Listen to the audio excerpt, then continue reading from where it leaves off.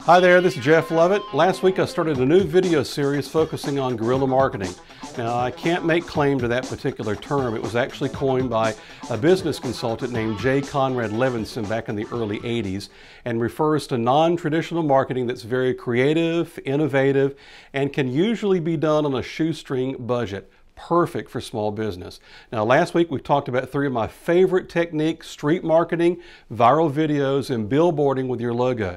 This week I'm going to share 3 more guerrilla marketing tips with you, all of which can be done with little or no expense. And isn't that what you're looking for? Something you can do for free? Yeah. So here's this week's very first guerrilla marketing tactic. It's called partnering with other businesses. If you barely have enough money to buy a box of business cards, that's okay. With this technique, you and your partners can pool your money and ideas together and vastly extend your reach. Or maybe you can partner with a nonprofit to solicit donations or increase awareness of both your organizations. Another great way to do this is to work with the other retailers in your area and have a big event, maybe once a month or once a quarter. One of the best ways that I've seen this put into action happens in downtown Thomasville, a small city here in South Georgia that has a once-a-month event called First Friday. All the stores in the downtown area stay open late the first Friday of each month. They have merchandise out on the sidewalks. They have live entertainment, refreshments, and all kinds of promotions that brings thousands of people into the downtown area to shop. Now, partnering is easy and something I highly recommend. And here's another great benefit. When you become friends with your fellow merchants, they are much more likely to recommend you to their customers. All right, tip number 2, free exposure in the media.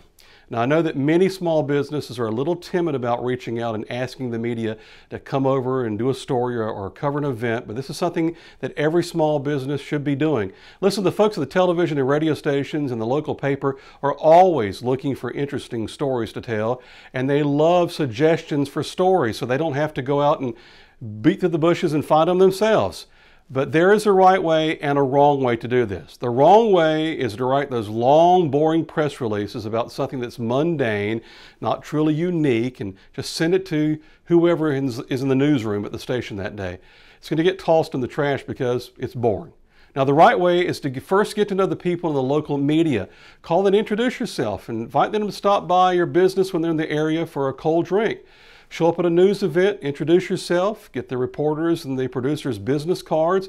Then when you have something that's really unique, like you have an innovative new product that nobody else in town has, or how your family has been running this small business for 100 years and survived against competition like Walmart, then call your contact. Make your pitch for a story idea short and to the point. You can write it down on a note card when you call them on the telephone, and that helps. And they're looking for stories that are innovative, that are new, that are shocking, that are heartwarming.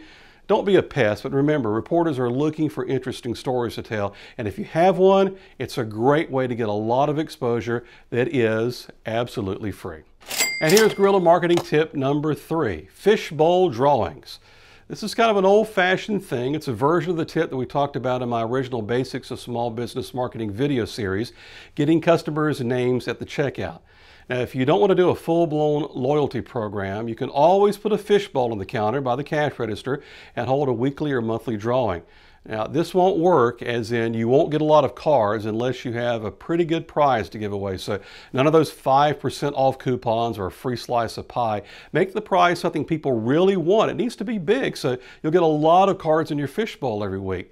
The best part of this technique is the fact that you now have customers' names, addresses, and hopefully email addresses, so you can do some direct marketing with newsletters, with coupons you send out in the mail, free samples. You can even send out letters to the people thanking them for registering and offering them a free gift.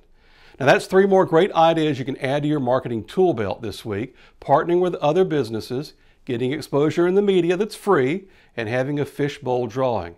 And just like all guerrilla marketing techniques, all of these cost little or nothing, so you can try them, and if they work, great. If they don't, well, you haven't invested the kids' college fund. Hey, thanks for watching. I hope this video has really helped spark some ideas that you can use to grow your business. And if you need more help, a one-on-one session, just click the button below. I'll be glad to meet with you and discuss your marketing plan face-to-face. Next week, I've got 3 more guerrilla marketing ideas for you. I hope to see you then.